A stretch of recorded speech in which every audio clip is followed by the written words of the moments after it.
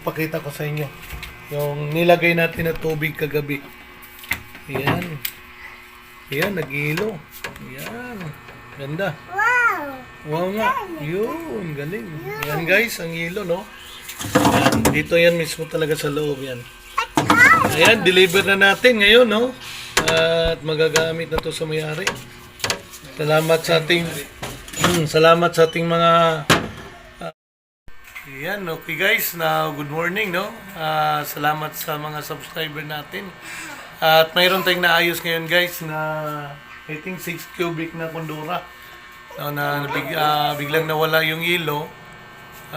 Ayaw nang lumamig tapos nagkaroon lang ng leak sa likod, no? At inayos natin at sa condenser na part, and then nasulda natin, nagawa natin kagabi, and then ngayon okay na testingan natin. Siguro mga 5 hours lang or 6 hours na nag-materialize, no? Tigas na yung ilo. Kaya pakita namin guys at welcome natin ang ating kaibigan, no? Si Puni B. Yan. Kaway-kaway po. Yan ang ating assistant ngayon. Subscribe. Yun! Yan mga ganon. Yan guys, nung inayos natin to, no?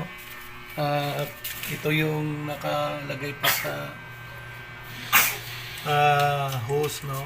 And then yan ang part na inayos natin, no? Yung sinuldahan natin yan. And then kinargahan ng preyon kagabi, no? 134 ito guys. And then check natin, no? Yung loob, no? Pakita ko sa inyo yung nilagay natin na tubig kagabi. Ayan. Ayan, nag-ilo. Ayan. Ganda. Wow nga. Yun, galing. Yan guys, ang ilo, no? Ayan, dito yan mismo talaga sa loob yan. Ayan, deliver na natin ngayon, no? At magagamit na to sa may-ari.